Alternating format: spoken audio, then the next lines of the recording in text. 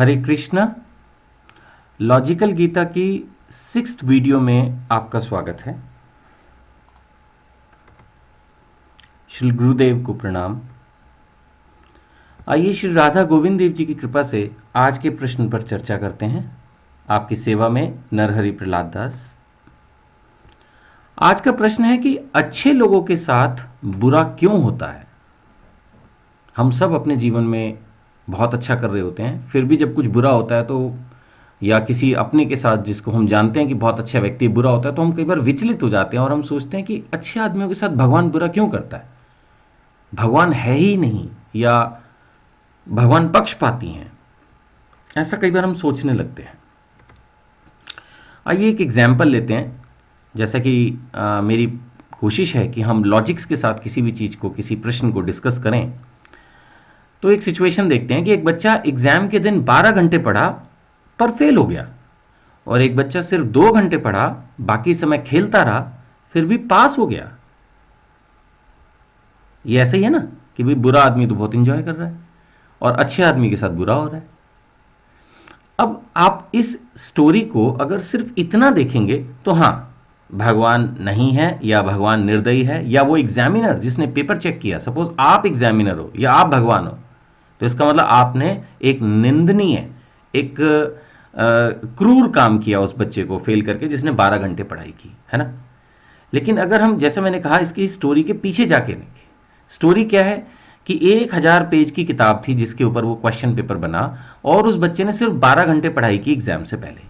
और जबकि जो बच्चा 2 घंटे पढ़ा और बाकी समय खेलता रहा, उसने पूरे साल मेहनत की थी, वो नियमित इसको पढ़ाई करता था, रोज 6 से 8 घंटे पढ़ता था, पूरी उसने मेहनत की थी, पूरी किताब उसको अच्छे से लर्न थी, कंसेप्ट क्लियर थे। लास्ट के डे में ही वॉज सो कॉन्फिडेंट, उसने 2 घंटा सारा रिवाइज किया अपने आप को फ्रेश माइंड रखने के लिए। वो अपना आराम से सोया, आराम से खाया, और उसके बाद अपना रिलैक्स मूड में पेपर देने गया और वो पास हो गया। तो आप बताइए, उसने पूरा पेपर सही किया हुआ है। इमेजिन कीजिए आप टीचर हैं, आप भगवान हैं, जिस बच्चे ने पूरा पेपर सही किया उसको मार्क्स ना दें। बेशक उसने लास्ट में 2 घंटे पढ़ाई की और बाकी समय खेलता रहा, डजेंट मैटर। और जिसने 12 घंटे पढ़ाई की, वो 12 घंटे में कितने क्वेश्चन तैयार कर लेगा, कितने पढ़ा उसने, उसका पेपर खराब था तो उसको मार्क्स कहाँ से मिले। अब ऐसे में टीचर को क्रिटिसाइज करना कि देखो मेरी आंखों के सामने बच्चा 12 घंटे पढ़ के पेपर दे के आया, फेल हो गया, इसका मतलब यूनिवर्सिटी फेल है, पेपर फेल है। शायद अगर हम ऐसा सोचें, जब तक हमें पूरी स्थिति ना मालूम, हम कैसे कमेंट करें। चलिए भगवत गीता के आधार पर एक श्लोक को हम पढ़ते हैं। भगवत गीता का 2 अध्याय का 27वां श्लोक। जातस्य ही ध्रुवे मृत्यु ध्रुवम जन्मृतस्य च।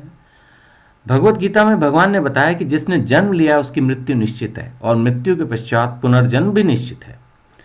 यानी इस कंसेप्ट को पूरा समझने के लिए कि किसी अच्छे व्यक्ति के साथ बुरा क्यों होता है या बुरे के साथ अच्छा क्यों होता है, इस पुनर्जन्म की थ्योरी पे जो भगवत गीता में दी है विश्वास करना होगा। पुनर्जन्म होता है, इसलिए जो कुछ आज एक व्यक्ति के साथ हो रहा है वो सिर्फ इस जन्मों के आधार पर नहीं है, पिछले जन्मों का भी लेख है जो चलता है। हम विश्वास करें या ना करें, जो सिस्टम है वो सिस्टम है। अगर ऐसा ना होता तो एक बच्चे का बाय बर्थ ब्लाइंडनेस क्यों होती, कोई इतने गरीब परिवार में क्यों जन्म लेता।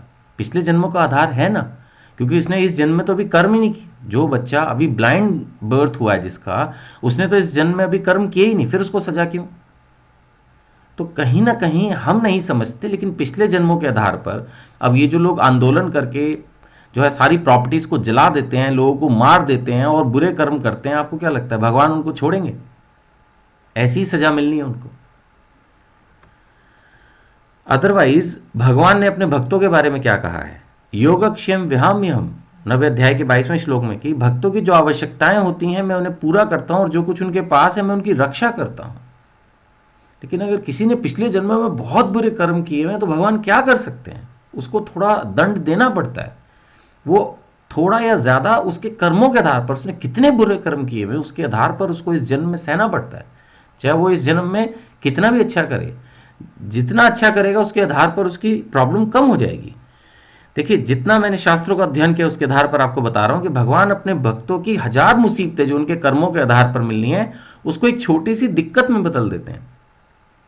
बट कोई भी हो, कर्मों का फल भुगतना पड़ता है। चाहे थोड़ा कर देंगे भगवान, जिसने इस जन्म में अच्छे काम किए, लेकिन फिर भी अगर उसके कर्म ठीक नहीं थे तो उसको फल भुगतना पड़ता है। इस बात को समझिए। Have faith, be human. Hare Krishna.